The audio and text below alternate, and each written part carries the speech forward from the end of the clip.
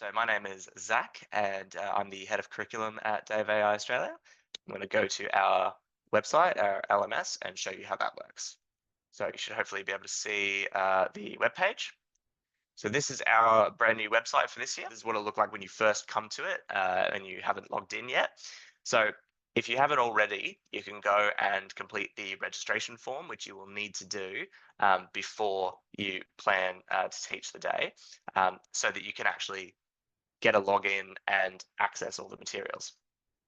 So you can click that register for 2024 button. And as a teacher, you click this first link here and fill out the registration form. For me, I've already filled it out. So I will go and just enter my email address that I used in that registration form. There's no password required. So once you fill out the registration form, you'll get an email to the email that you put in saying something like, thank you for registering. Once you receive that email, you can then go back to this website and just put in the email that you used and click login. So you don't need to actually put a password or anything like that in. Just make sure you've gotten that registration email first so that your account has been properly registered and it's in the system. Once you log in, it will show you the program page. And here you can choose to go into the junior program or the senior program or into the student challenge. And we've got links as well down here for some other kind of support things for you. So we've previously recorded some videos that kind of step through a lot of the things that I've talked about today. If you want to go back and review those, you can also book into another one of these sessions if you'd like to come again. And we've got links to our FAQ and our blog and another link to register to access the materials all down here under the additional resources. So if I go into the junior program, just for example, what we will see once it loads is the outline of the whole day. So this is how you navigate to each of the lessons. So right at the top, we've got a link to our educator guide. If I quickly open that up, we can have a look. So this is that sort of high level document that I mentioned that really talks about the entire day, and it provides sort of a rationale and aims and some detail around how we've aligned to the curriculum and things like that.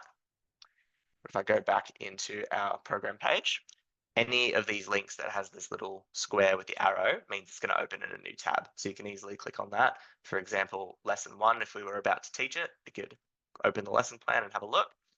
Same as the educator guide, opens up in a new tab and we can see all the information about this lesson.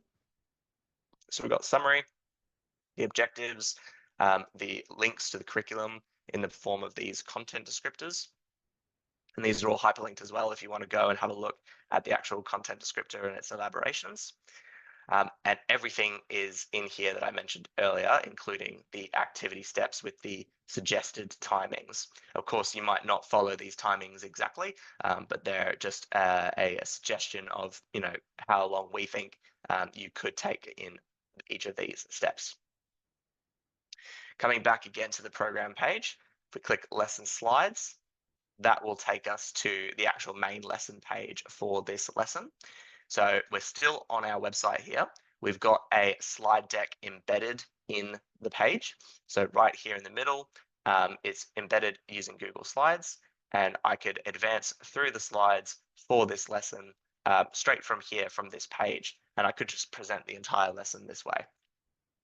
If I want to make it full screen, I can click on these little 3 dots here and just enter full screen. And then I can present, again, as if I was presenting from the PowerPoint itself. And then I can just press escape to jump back out of full screen. I've also got some other options there for putting on the pen to annotate and things like that. That's the main way to present the slides, is from this page. As you scroll down, you'll also have links back to the lesson plan again, if you want to jump back to it from this page. And you'll also have a link here that you can copy. And this link, once you've copied it, is to share with your students. So if you want your students to have the slides up on their device, you can share this link with them however you normally would share a link with them. So potentially through your school's LMS or through email or something like that. And that will open up in a new tab for them. And it just shows the slides embedded on the page without any of the other lesson content, like the lesson plan link and anything like that. So the students can progress through the slides here as well. Jumping back to the lesson page, once you've kind of gone through and taught the lesson, and once you get to the end, we would love it if you could please go back to this page and just fill out this very quick survey option down the bottom here. So this is on every lesson page, and it's just asking you to give us some feedback on what you thought about the lesson. It asks you how many students you taught it to, and how many teachers were in the room with you, whether it was just you or if it was others, and whether you would teach them again.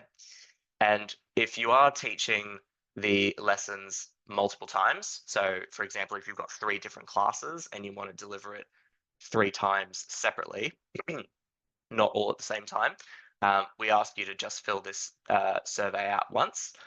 You could do that at the start for the first class or at the end after the third class, but either way, if you're teaching more than one class, just do the survey once for each lesson. And similarly, once you've finished the lesson, you can mark it as complete. So if I just type in here, 50 students and it was just me, and I would definitely teach the materials again, I can submit that. And I'll wait for that to load, and then that's done. And then I can mark this lesson as complete. And then that takes me back to the main program page, and I can see my lesson is marked complete now. So again, if you're teaching multiple times, we ask you mark it complete at the end once you've taught it to all of your students. But as long as you mark it complete at some point, that way we know, it helps us to know which lessons are being engaged with and which ones are being finished and all that kind of stuff. So if I go back to the program page, if we wanted to teach the next lesson, we just repeat the same process, go into the lesson slides and go through and teach the lesson, put in the survey, and mark the lesson as complete. And then the only other one down the bottom here for the student challenge, it has a lesson plan and it has lesson slides that explain to the students what they need to do. But it's also got this entry form here, which once the students have finished recording their video and putting their pitch together, this is how they actually submit it to us. So they can submit this themselves. You can send this link to them and it will allow them to type in just their team name, and they type in their school, and we've got kind of a filtered list here. So you could, if I put my old school in, for example, I just start typing the name and then it comes up and I click on it and it auto fills with the suburb and the state information as well. Students put in their team name, upload their file, and we've got the terms and conditions here as well. Click agree, enter, and that's it. So you could get the students to fill this out on their machines when they're uploading, or they could submit their video to you via your LMS or via email or something like that, and you could upload it on their behalf. As long as you've got the correct school and a team name to differentiate them, that's all you need.